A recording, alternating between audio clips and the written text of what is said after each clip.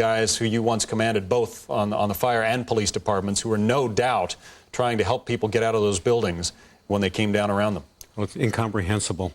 We plan for all kinds of terrorist attacks, biological warfare, chemical warfare, but nobody envisioned two commercial airliners slamming into the World Trade Center. And I can tell you that although New York has the greatest emergency services in the world, they are being strained by the triage, by the number of injured, and by the requirements of this disaster. I'm just guessing that most of those brave police and firefighters would have been clustered right around the base of those buildings, right? When we thought we had only a fire, clearly there would have been glass falling.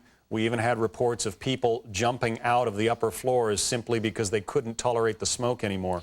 But a lot of your people would have been gathered at the base of those buildings when they came down. Absolutely. Firefighters and police officers run into danger. They don't run away from it. And unfortunately, and I hope I'm wrong, there's probably going to be serious loss of life in both agencies as well as in the civilian area. I've been talking to some of the people at hospitals, and the hospitals are totally overwhelmed. They're triaging people they can help and making sure they don't spend time on people they can't. I'm sure it's a speech that you never wanted to give, but what do you tell people? What do you tell America right now? How do we behave? Well, my view is the way we behave is we assess who did this, we find out who they are, and then we make sure that we send a message that is clear, because terrorists only understand one thing. They understand force, they understand strength, and this is a time when we can't be weak. This is a time when we have to go and find out who did this and make them pay for it.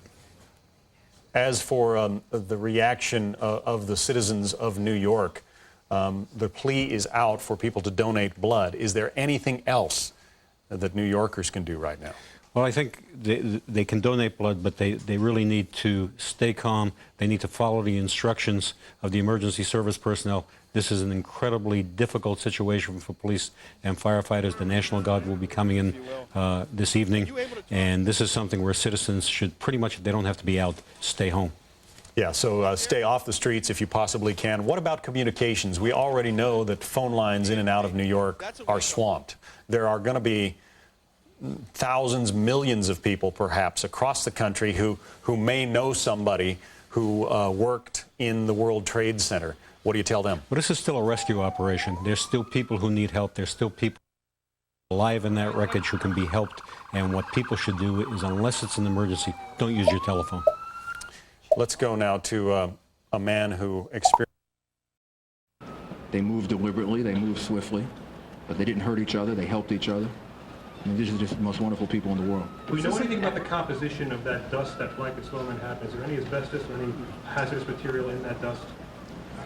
I don't know. I don't know the answer to that. Mr. Mayor, there were reports of a gas explosion related to this. Are you aware of that? There was a gas leak or possible explosion. We don't believe it. We don't believe that's the case. No. Mr. Mayor, can you tell us anything about where the planes come from, where the aircraft came from?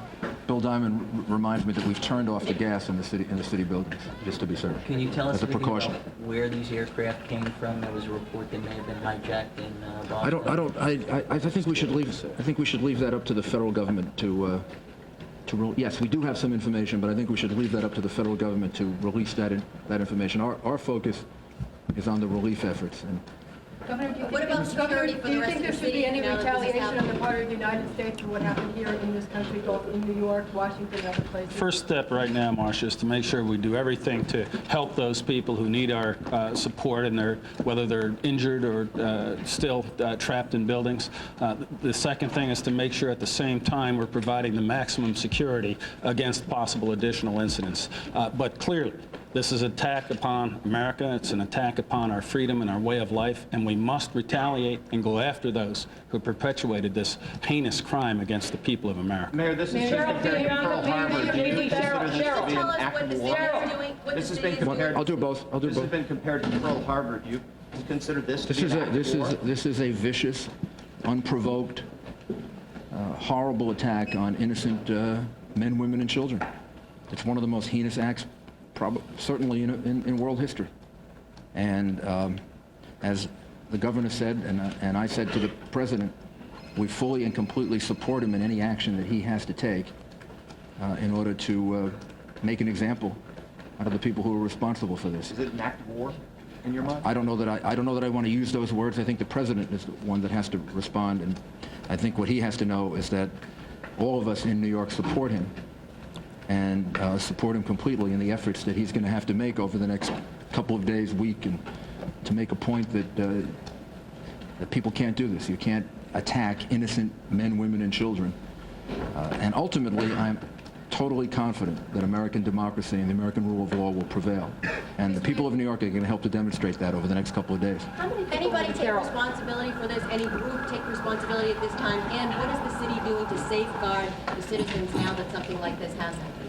Well, first of all, I don't know of anyone that's taken responsibility for it at this time. And secondly, the New York City Police Department is fully deployed, not just in the rescue effort, but all throughout the city of New York, offering as much protection and as much security as we're capable of for the citizens of the city. And at this point, I believe that the people in New York City can demonstrate our resolve and our support for all of the people that were viciously attacked today by going about their lives and showing everyone that vicious, cowardly terrorists can't stop us from being a free country and a place that functions. And we'll do everything we can to make that point. Jennifer Steiner, please. Just a housekeeping thing. Tell us what's going to happen to the New York primary.